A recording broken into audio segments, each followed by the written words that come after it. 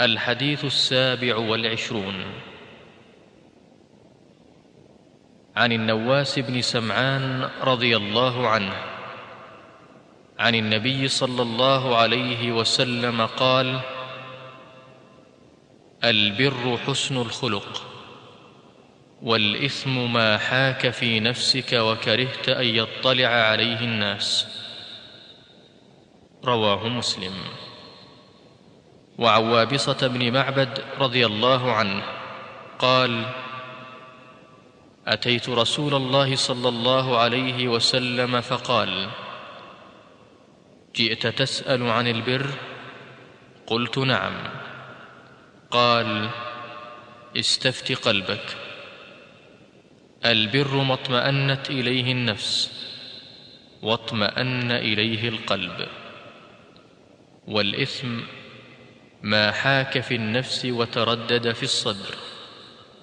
وإن أفتاك الناس وأفتوك. حديث حسن رويناه في مسندي الإمامين أحمد بن حنبل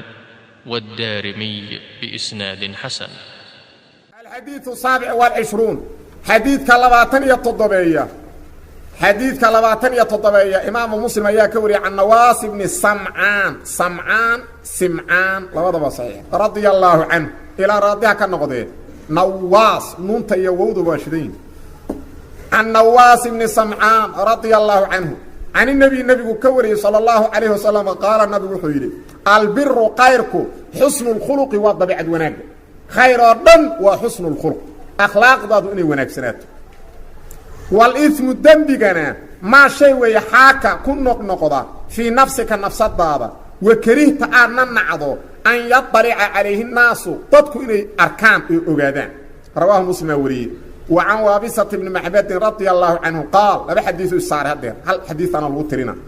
أتيت رسول الله رسولك الله مؤمد صلى الله عليه وسلم فقال رسولك وغيري: جئت متمد تسأل حال أدويدين عن البر خيرك أضو خيرك وحكا ويدين يميات تمد.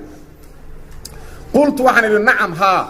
فقال وحوير النبي: استفت قلبك جوابت علمك ويدين. البر خيرك ما شوي اطمأنت أي كحسشو إليه شيغاس النفس النفسد واطمأن أونا كحسلو إليه شيغاس القلب قلبك. والإثم الدنبغنا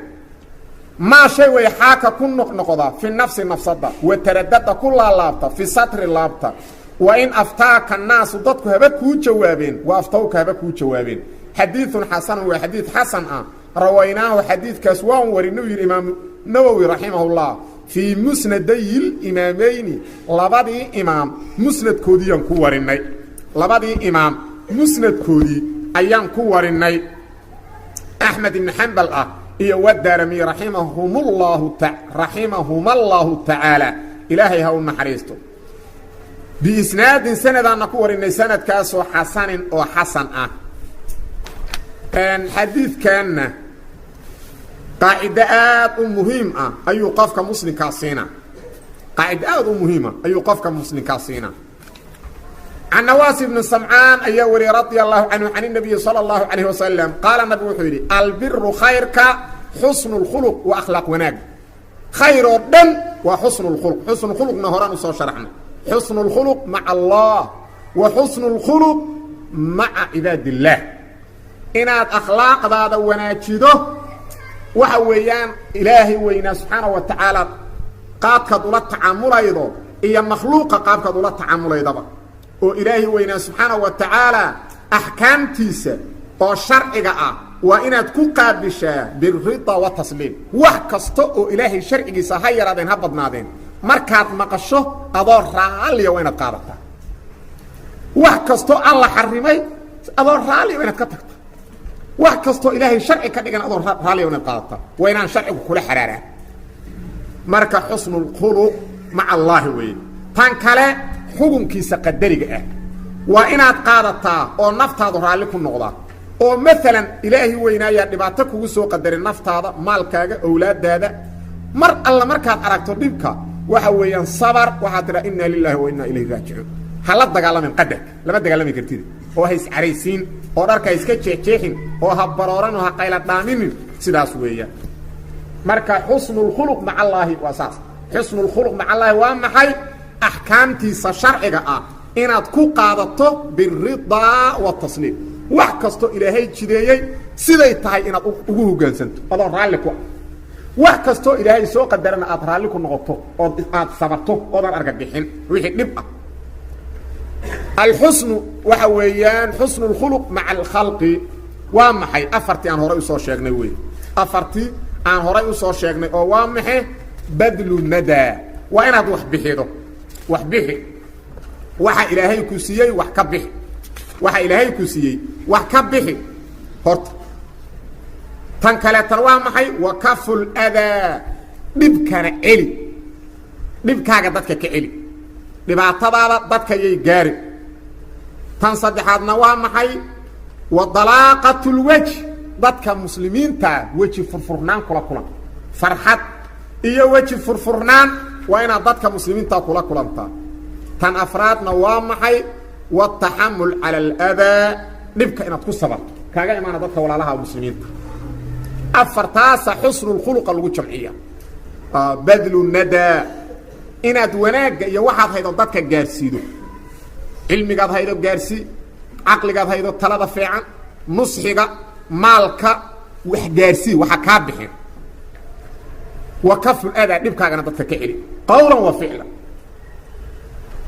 وضلاقة الوجه بشاشدنا dadka kula waji macbuusa noqon واحتمال الأذى dadka walaalaha adlanoosh muslimiinta u dul qaado qaladka kaaga yimaado dul qaad samee wixii aan ilaahay diintiisa xadgudub ku ahayn ee adiga kaliya uu dhib kugu dul qaad samee laakiin diinta marka lagu xadgudbo qofka muuminka waa inuu qiira leeyahay kale waa dayuus qiira waa inuu leeyahay oo dhibsado ka xanaaqo قائد النبي صلى الله عليه وسلم مركه وغيري البر حسن الخلق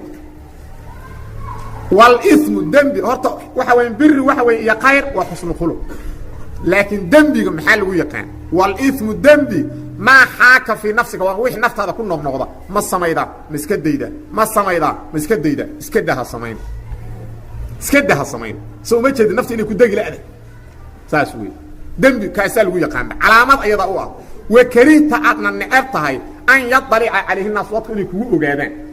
dadku inay kugu ogaadaan ma jecli inaad waxa sameeydo mar hadaadan jeclayn dadku inay kugu ogaadaan qayr male iska daa ilaaha kugu ogi ha sameeyay iska daa allah kugu ogo kugu xisaabtamaayo aragtayba inaysan qayr lahayn wax dadkiiba haday inay kugu ogaadaan aad dhibsaydo iska daa rawahu muslim وابسة ابن معبد نبي يمي صلى الله عليه وسلم وقول النبي قام يمد انا ربا ان انا كتغين wax qayra iyo wax dambi illa ina weydiyo maahan dhamaan ina weydiyaan oo aan saday qayro dhan iyo sharada marka nabigana waxa la joogay yiri sallallahu alayhi wasallam koox jamaacada kamid hadis waa dheeraay oo masaa'il weydiinay waxaan guda galay inaan soo tilaabsado markaas yiraahdeen ilayka ya waabisa anta rasuulullah wa rasuulka ilaahay ka foga waabiso aan idin dadki yiraahdeen macna dadki waxa yiraahdeen uu yiri ilayka ar rasuulillah war waabiso rasuulka ka fogow markaasan da'uni fa'adnu wa minhu fa innahu ahabbu an-nas ilayya idaaya aan u dhawaade dadka asaga ugu jecelahay aan idin iga leh oo u dhawaanahay dadka dhan asaga ugu jecelahay aabisi hooyadiis xataa ka jeceli hayla qofkan aabisi hooyadiis nabiga ka jeclay inuu muumin ma ilaahay ma rumayn qofkan nabiga ka jeclaan aabis iyo hooyadiis iyo caruurtiis iyo nafta asaga ku jira